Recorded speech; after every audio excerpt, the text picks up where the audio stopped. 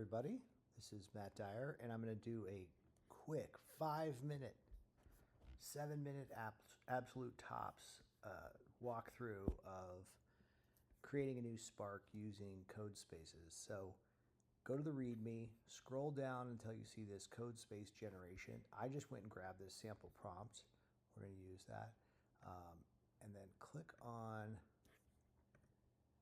that, and you'll come to this page where it's already pre-populated. Just click on your Create Code Space, and what that will do is take you to a Codespace page like this. It takes about a minute to load, but we're busy, so we're going to go ahead and do it. I'm going to paste this in and let it start working, and I'll explain real quick what's going on throughout this entire Codespace.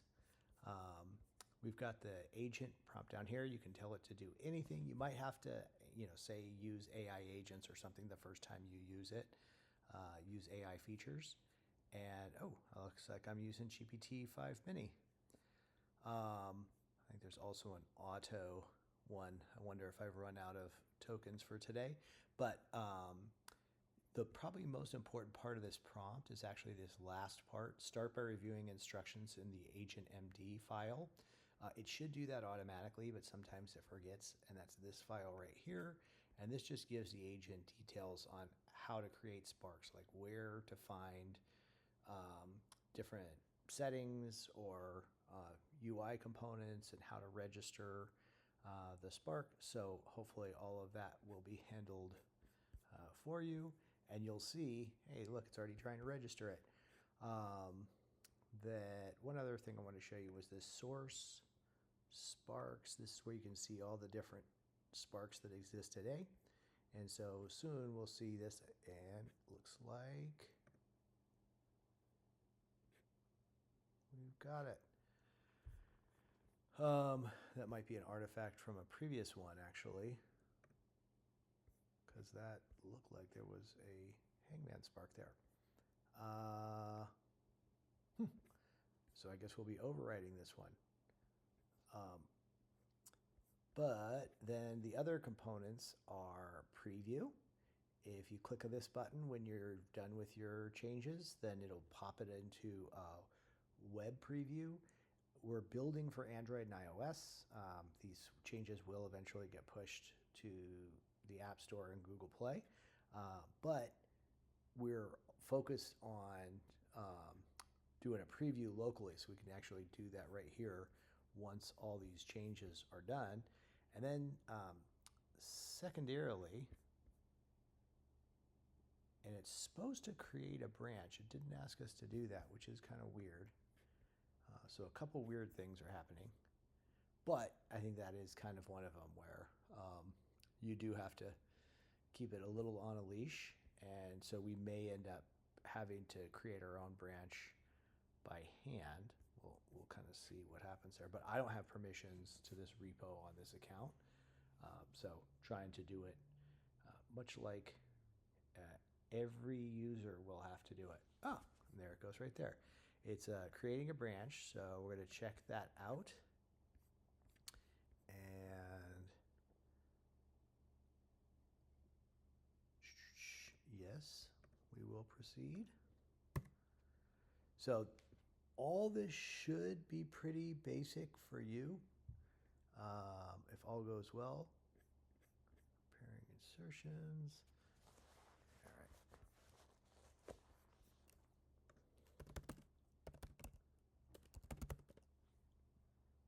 Okay, so we are on Spark main. Next step, would you like to preview? Why, yes. But what I'm confused by is it doesn't show any of the changes here. I wonder if they've already been committed. So what that will do is it'll pop this out into its own page. Sometimes it stays as a blank page. We're only 50% of the way through the build. And this build is all happening on the cloud, not on your machine, so you don't have to install any software. It is pretty awesome. Now we're 100% done, and we have a TypeScript error. So we get to do our first bit of debugging here. Let's just copy and paste this in. You don't even need, with basic changes like that, you don't even need to tell it that you're getting this error and you need to fix it. Just dump the error in and it'll figure it out. And typically it even figures it out.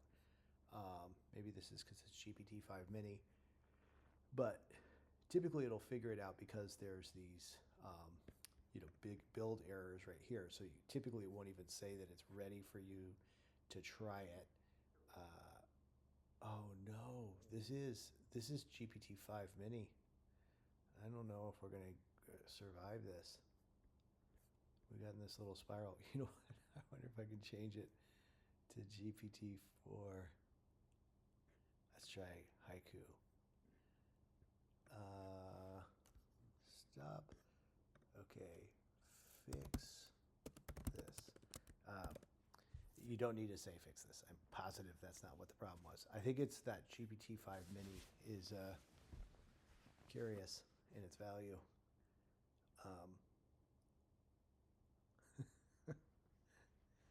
Two duplicate implementations, and actually that could have been because I already had Hangman from a previous build, so it got confused. So that may have been partially caused by me. Claude's smart enough to, or Haiku's smart enough to figure it out. Not GPT-5 Mini. Yeah, and so now it's saying, would you like me to preview the Hangman? So you can say yes, and that's the same as if you hit preview here. You're just burning tokens to do what you could have done by clicking a button. But you also, if you forget what to do, just say that. All right, so now we go back to this page. Once we get to 100, I don't think we need to do that. Once it's ready, you can navigate. Okay. Now, the one thing I've noticed is sometimes you have to hit Windows R or Command R to force the page to load. Tell it you're serious. Oh. Sometimes grunts help. Oh. Let's try it. Oh. You can see it. So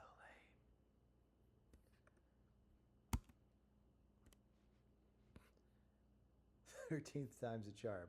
Ooh, that's an interesting emoji. All right, now if you don't see it on your MySparks page, you may have to go to Discover, and it should be the first one under New Sparks. It should also be available under Game and Hangman. And so you can see that all this stuff is already wired up. So then we have it here. How many players do you want to have? Let's go with 2 players. And secret is our secret. And we'll say SEMUV, all this bad stuff. And that doesn't look very good. So we could just grab a screenshot and say,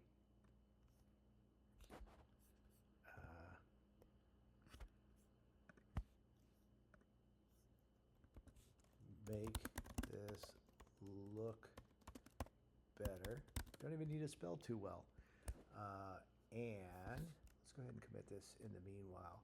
I'm not sure if I walked through these buttons already. Preview and publish will be create that pull request. So we'll do that next. Let's just say updates to Hangman Spark. And so we're almost done.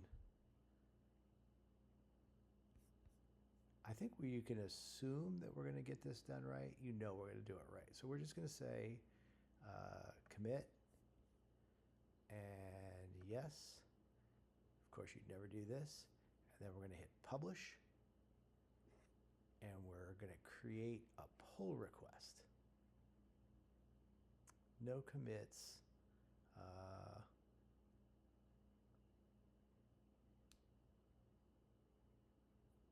Okay, so I don't know what that's saying, but I do want to capture that for later. But we can just say publish branch, do it on origin,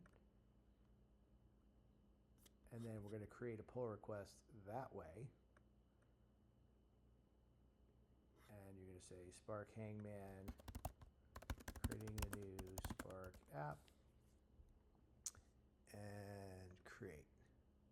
It's going to be really confusing because, okay, so now you can see, now if we go to our branches, before, couldn't delete the branch, I don't know what that was saying, but before we didn't have any branches. Now we have the Spark Hangman branch. And so that's the one that we just made changes to. And then you flip over into my account and it will have a new pull request. And there you have it.